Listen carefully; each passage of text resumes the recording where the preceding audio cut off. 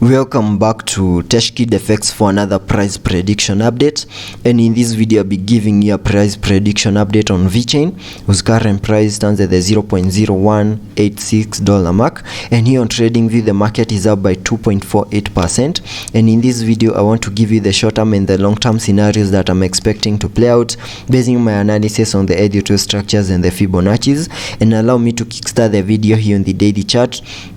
by giving you a brief of what has been happening here on the Vechain chart. From these low prices that we had been trading within, we saw a very nice bounce to the upside, making it to an all-time high at around the $0.27 mark in a movement that I've been terming as a higher Elliott wave count 1. And after seeing the all-time high, we have been seeing low prices in this massive ABC corrective structure, which has now taken us back to around the $0.016 mark in a movement that I've been terming as a higher Elliott wave count 2. And whatever we expect after seeing the formation of a higher Elliott wave count 2 is a bounce to the upside in the formation of a higher Elliott wave count 3 before we see a wave 4, and then continue pushing even higher in the formation of that wave 5, and giving you a measure from the all-time high. From the all-time high, you can see that Vechain is down more than 94%, meaning there are chances that we might have seen the bear market low and also the low for this higher Elliott wave count 2, but that doesn't mean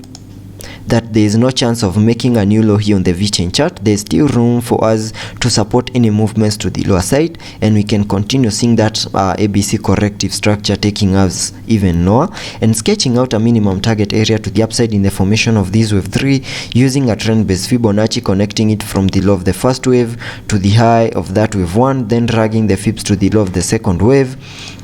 That gives me a minimum target area to the upside in the formation of that wave 3 at the fib level 1.618, and that is at around the $0.4682 mark, and that is the minimum that I would expect that wave 3 to the upside to do before we see a wave 4 and then continue pushing even higher in the formation of that wave 5. And that is my long-term scenario that I'm expecting to play out here on the Vechain chart. And jumping to the 1 hour chart for further analysis and also give you the short-term scenarios that I'm expecting to play out. Here on the 1 hour chart, you can see that this is where we made our low at around the $0.016 mark, then started seeing a very nice bounce to the upside in a movement that has been obeying the Elliott wave structures, where you can see have this Elliott wave structure in red, having the wave 5 completing the formation of a higher Elliott wave count 1. And after seeing the formation of a higher Elliott wave count 1, whatever we expect next is a bit of a retracement to the lower side in the formation of a higher Elliott wave count 2. And because a second wave is a corrective wave, we also expected to see an ABC corrective structure information within that second wave,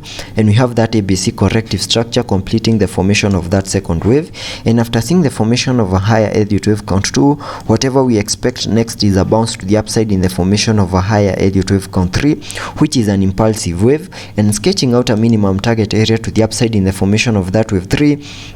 We can use the trend based Fibonacci, connecting it from the low of the first wave to the high of that wave 1, then dragging the fibs to the low of the second wave, and that gives me a minimum target area to the upside in the formation of that wave 3 at the fib level 1.618, which perfectly lies at around the $0.2126 mark, and that is the minimum that I'm expecting that third wave to the upside to do. But in the formation of a third wave, which is an impulsive wave, we also expect to see an impulsive nature information within that wave 3, and I think we have lost our impulsive nature information in the formation of this wave 3 after losing the wave 1 high. And you can see right here, this is where we lost the wave 1 high, and we have continued pushing even lower, and we tried to break above the wave 1 high once more over here, but we got rejected, and we continued pushing even lower, and we are almost getting to the low of this higher Elliott wave count 2, and that means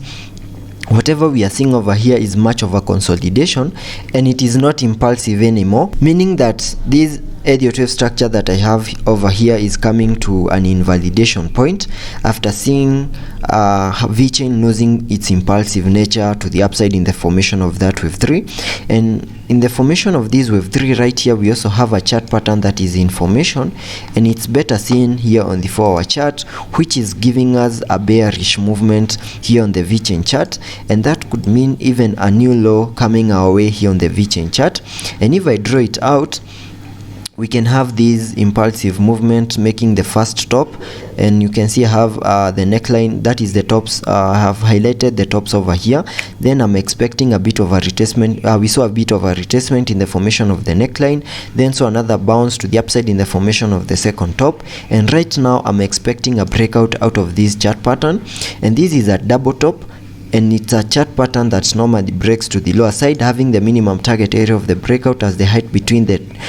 tops and the neckline, and we can get that height and then place it below the neckline, giving us a minimum target area back to around the $0.01714 mark, and that means a new low here on the Vechain chart, and that is what I want to prepare you for. And that would mean this Elliot wave structure that I have right here will have come to an invalidation point, and that is after seeing a breakout out of this chart pattern and continue pushing lower, making a new low. And once that happens, then we can start sketching out another movement, maybe to the upside or maybe to the lower side, giving us more new lows here on the Vechain chart. And also taking a look at the indicators here on the 4-hour chart. Here on the 4-hour chart, we are on the RSI, we are trading at around the 46 mark, meaning we have massive room for us to support any movements to the upside and also to the lower side before we get into the oversold region. Also taking a look at the MACD. On the MACD, we have printed a bearish crossover here, but we are seeing a decrease in the selling momentum, and soon we might be able to print a bullish cross. So let's be patient and see how that plays out, and I'll keep you updated.